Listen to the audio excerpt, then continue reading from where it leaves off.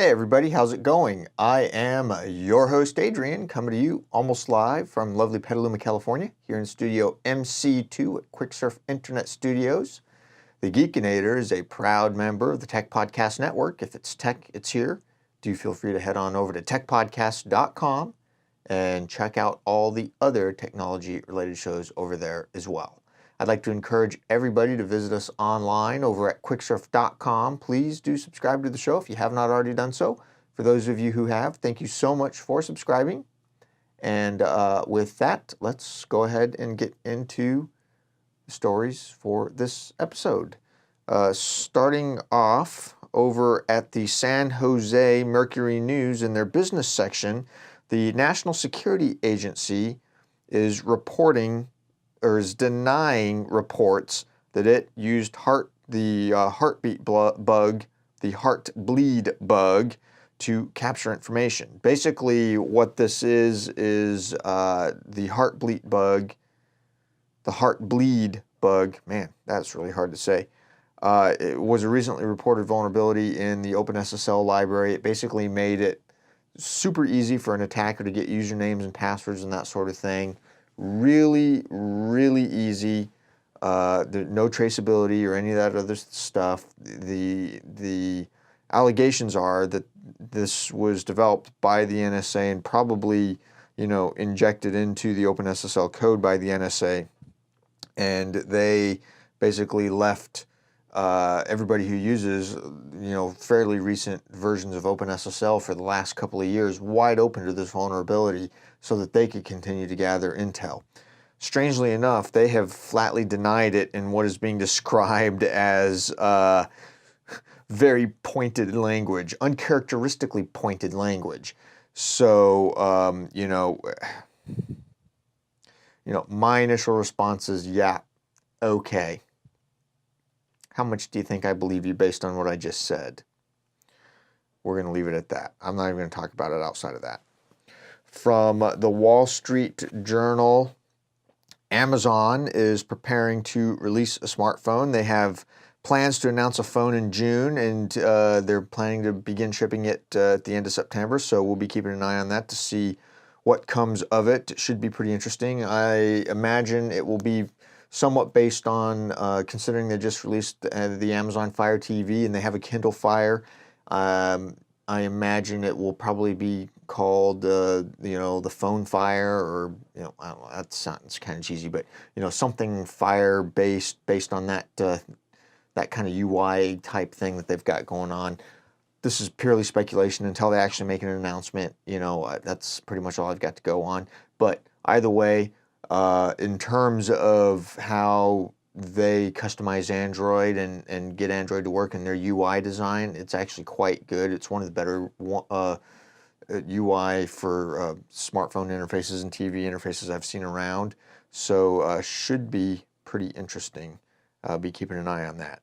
From CNET.com, Sony issues a warning on VAIO battery glitch that could cause burns. They think the flaw exists in non-removable battery packs in the VAIO Fit A11A hybrid laptop tablet, which they just launched in February. This is really, really unfortunate for them. The non-removable batteries could overheat and catch fire, according to Sony. They've posted a note on their website asking the customers to stop using the VAIO Fit 11A, saying the battery packs have the potential to overheat, resulting in partial burns to the housing of the PC. And they want them to immediately discontinue use, shut down, and unplug the PC. Pretty drastic. This must be a serious problem that they have. It hit store shelves in February, starting at $799. It's an 11-inch laptop, tablet, etc., etc.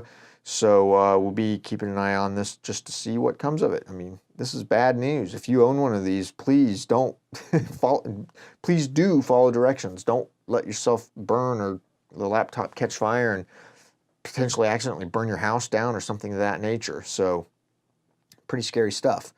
From BBC in their news technology section, Google Glass is going to go on sale for 1 day. That's right. April 15th, for a single day, the you will be able to buy Google Glass, the general public here in the United States. A couple of requirements. You do have to be at least 18 years old, and you have to fill out an online form in order to be eligible to buy the device. It will cost you $1,500 in U.S. currency, and yeah, I'm not willing to shell out $1,500 to buy Google Glass. I'm just not willing to do it.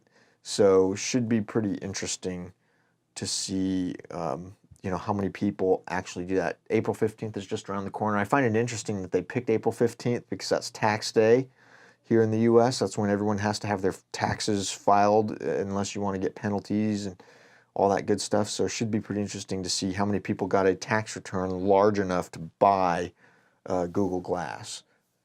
That's actually an idea.